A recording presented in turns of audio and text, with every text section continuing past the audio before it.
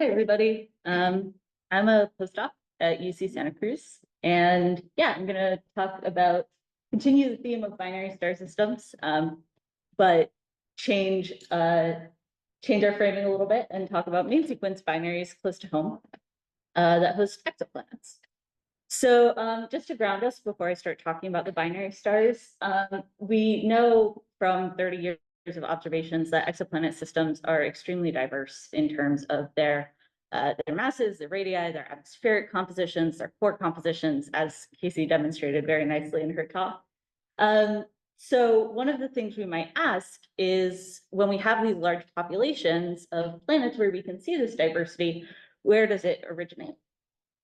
And we see some really interesting things when we look at populations and try to understand how we produce planets with various properties, such as the famous radius gap, which is thought to separate super Earths or Earths that are rocky or mostly rocky from the volatile or gas-rich sub-Neptunes. And we think that what's going on here is some sort of formation or evolutionary process that takes planets that start with gaseous envelopes and removes some of their atmospheres and moves them down to the super Earths. So one of the questions we might ask is, if we think that this process is happening as an evolutionary process, a formation process, then we might ask what early conditions actually determine the properties that we see in the mature planet population. And hopefully I'll convince you that binary stars might hold some clues that can help us figure this out. So just as a little bit of a primer on binaries, since I know these are stars that most people avoid, so you probably don't think so much about them. But we know that binary stars are common, so I'm sorry for everybody who studies single stars. But it's a mass-dependent binary fraction, excuse me, and ranging from close to 100% for high mass stars to about 25% for low mass stars. The FGK stars, which I've outlined for you in this little black box, have a multiplicity fraction of about 50%. So binary stars really are everywhere. And we don't know a huge amount about planets in binaries, but we can take some clues from studies of protoplanetary disks in binary systems, which is where the planets are forming. And some of the things we know when we look at disks is that close binaries decrease disk lifetimes. So this plot is showing the disk frequency as a function of binary star separation for some stars in Porus. The blue band across the top is single stars, and you can see that the wide binaries have disk fractions that are similar to the single stars, whereas the close binaries have disk fractions that are much lower. So this suggests that there's some sort of process happening that dissipates the disks of close binaries sooner than in single star or in wide binaries for single stars. We also know that close binaries decrease disk size or disk mass, something. So this is showing the millimeter flux as a function of projected separation.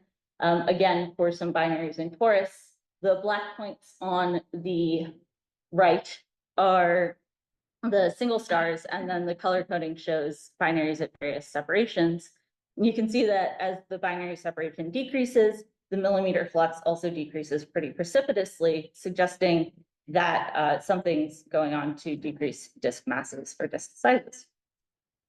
So this sort of begs the question, for me at least, of if binary stars, which impact disks so clearly, also impact planet demographics. So one of the challenge here, of course, is that planets and binaries are difficult to find and characterize because we have a lot of observational biases. I'm going to totally gloss over how we take care of those observational biases and just say that for the work that I've been doing, we've assembled a very large sample of binary systems from the Kepler survey that hosts Kepler objects of interest. We identified them, well, my PhD supervisor, Adam Krauss, identified them using NERC2 AO with help from a huge team, including probably some people here. And then I followed them up using moderate resolution spectroscopy on the Hobby Everly telescope at McDonald Observatory.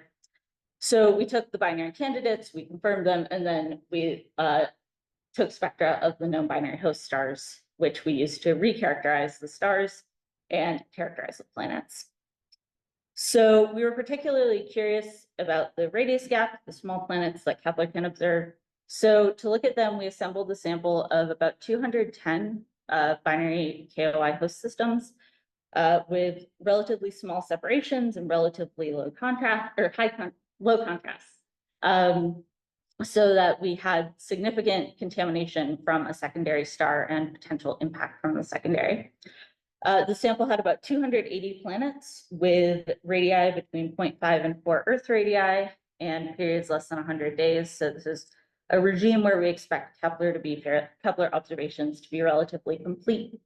The plot is showing the Kepler contrast versus the projected separation, observed separation in arc seconds of the sample. And you can see that we kind of have systems that are all over the map, maybe with a slight overabundance of the equal mass small separation binaries. So when we plot out the planet radius distribution that we observe after doing all this recharacterization that I'm glossing over, we see that the planet radius distribution in the binaries differs from that of the single stars. So this plot is showing, this is the entire sample, so marginalized over separation, showing the relative number of planets. This is not an occurrence rate. This is simply the observed distribution of planets as a function of the planetary radius. And the black line is the single star planet distribution from one of Travis Berger's papers. And then the purple line is showing our full sample. And this is just a smooth kernel density estimate to help you see things a little easier. And when we do a KS test, we can see that the probability of these being the same distribution is quite low. But this isn't all we can do with our large sample of nearly 300 planets. So we know that all of these binary properties are impacting the disk in a separation dependent manner.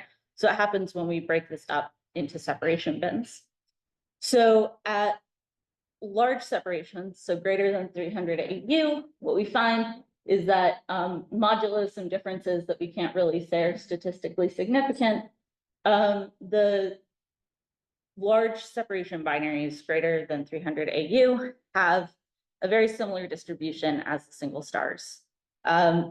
Specifically, one thing to note is that they have the same number of subneptunes and they both show the same structure.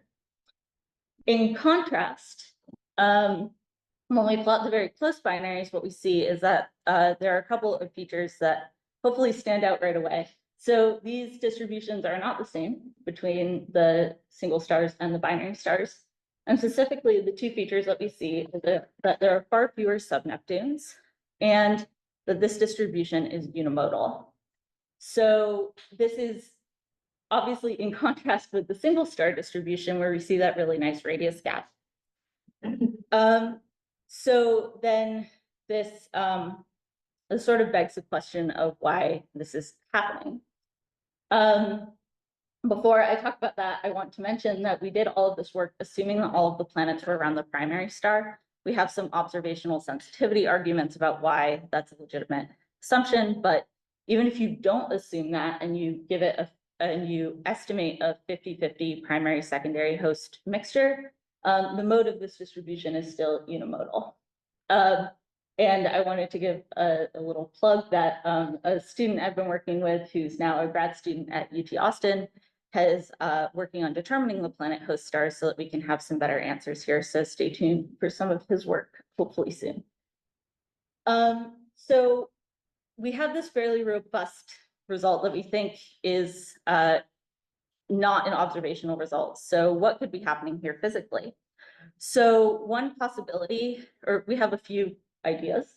So one thought is that multiplicity might inhibit subneptune formation fundamentally by truncating the disks, reducing the icy solids, and impacting the type of core that you're actually able to form. Another possibility is that the binaries are reducing the disk lifetime, and so impacting the time scale that the cores can accumulate gas and reducing the ability to form subneptunes that way. And then another possibility is that maybe the inner disk structure is altered. The irradiation environment is different, and this actually impacts atmospheric loss. Some of these possibilities might change the core mass distribution. There's a question of whether we have intrinsically fewer subneptune cores forming, or if these are systems that are losing their atmospheres after the fact. In lieu of a summary slide, I thought I would put up some future prospects. So hopefully I'm convincing you that planets and binary stars can provide a treasure trove of new demographic information, including clues about how we can potentially link the initial conditions of planet formation, the disk properties, with the outcome of planet formation, which is mature planetary systems. So I think a question that I've been thinking about a lot, and hopefully I can get some of you thinking about, is wondering how we can exploit this. And since this is the Keck Science Meeting, I thought I would put up just a couple ways that we can use Keck to continue doing this work that are on my radar. So one question is that there are fewer subneptunes in the close binaries, but they're not completely eliminated. And so I'm really curious to know what the bulk compositions of those subneptunes are. So new RV surveys would be excellent. And then also just continue assembling larger samples via targeted observations and follow-up so that we can get more robust statistics. Thank you for your attention.